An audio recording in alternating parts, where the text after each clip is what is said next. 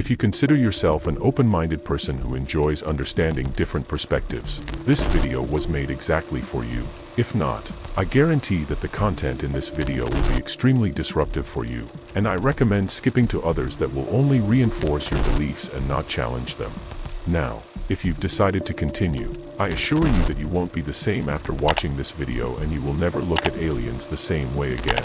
We don't want you to agree, but to reflect, and that's already enough. Agreed.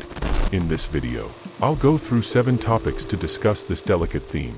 But before we start, don't forget to give your like. Not only does this help the channel keep producing, but it also ensures you won't miss any valuable content. And of course, it takes only a second but means a lot to all of us. Now, let's get to the first topic.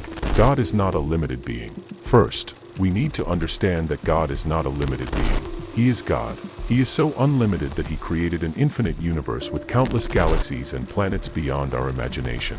And yet, most of us believe that all of this exists solely for our earthly life to be the only valid experience. God, being an unlimited being, would create an infinite universe just to limit his children to a single planet in this cosmic vastness. Believing this is limiting God's creation. This implies that God would be a very limited being if he only created life on one planet.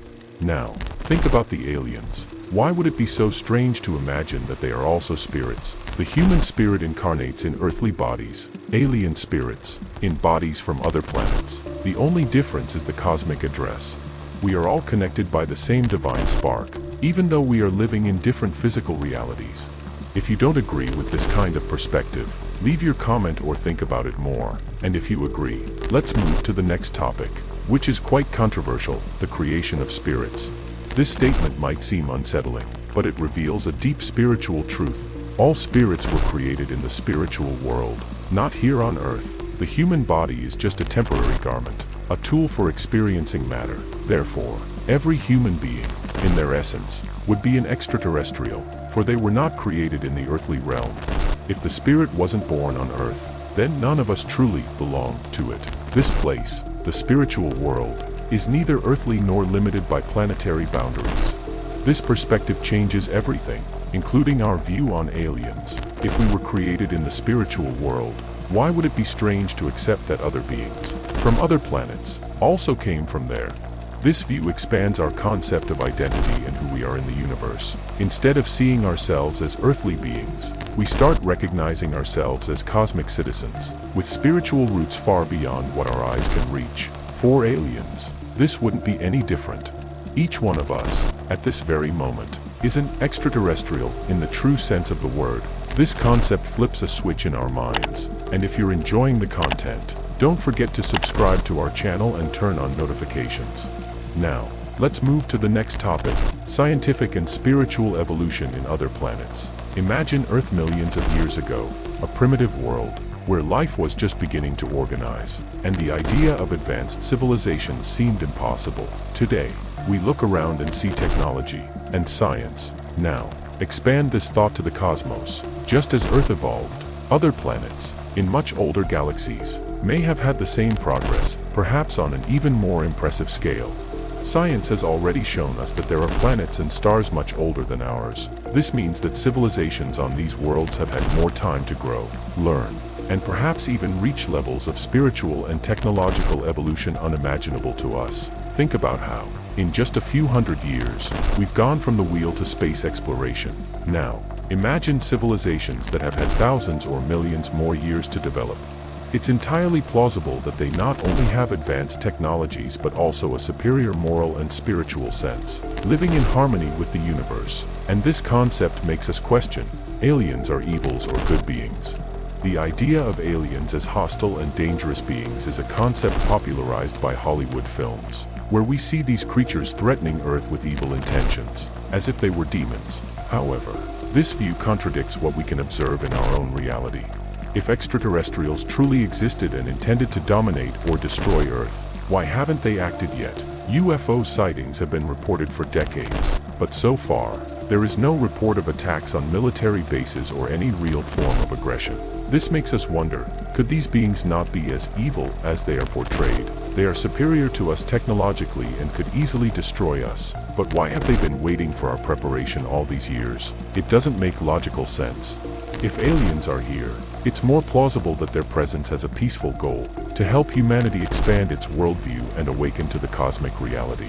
They might be observing our evolution, waiting for the moment when we are spiritually mature enough for official contact. After all, what would happen if we were introduced to knowledge far beyond what we can understand? It would be a true spiritual and scientific revolution.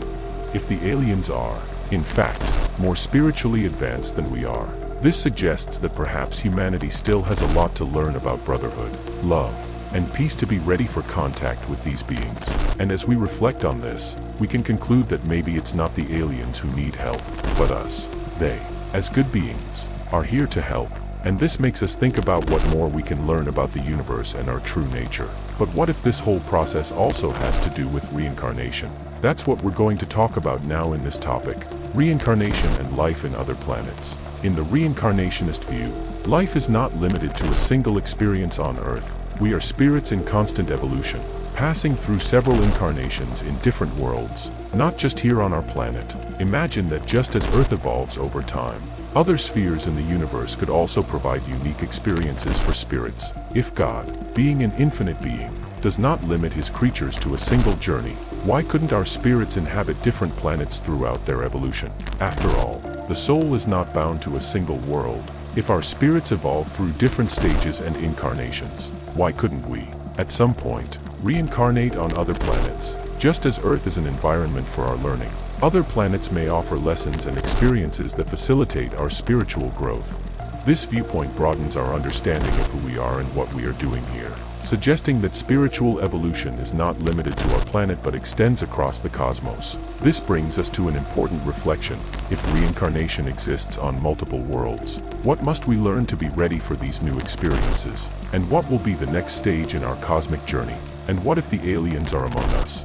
If we believe that aliens exist, and if they are here to observe and assist in our spiritual evolution, it would make sense to think that they might already be among us. This doesn't mean they are invisible spacecraft or invading Earth, but perhaps in a more subtle way, maybe energetically or disguised within our reality.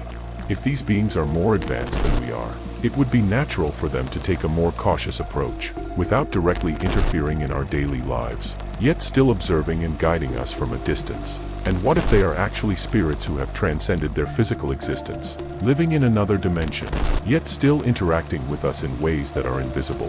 Which leads us to the last topic: are aliens actually dead? Many reports of encounters with extraterrestrials describe experiences that seem to go beyond the physical. What if these aliens we see are not made of flesh and bone, but rather disembodied spirits of beings that once lived on other planets? Perhaps, by transcending the barrier of death, these beings have achieved a form of existence in a more subtle plane, where they can manifest among us, but in a way that we cannot perceive with our physical senses. Considering that the spiritual world consists of different layers of reality, it's plausible to imagine that, just like us, the aliens, or rather, the souls of these beings, might inhabit one of these layers. These spirits could be visiting Earth in a more subtle plane, from where they can interact with us without needing to be seen with our physical eyes. When we talk about phenomena like abductions, for example, many might interpret these experiences as encounters with beings from another world, but in reality, they could be encounters with spirits from distant planets, who are no longer incarnate but continue to observe and interact with our own spirits. We know that all these ideas may be difficult to understand, but they certainly aren't illogical. Comment below with your thoughts and if this video has brought you a perspective you've never heard of before. If something in this video has sparked a flame inside of you, share it with your friends or in spiritualist groups who might benefit from this expanded view.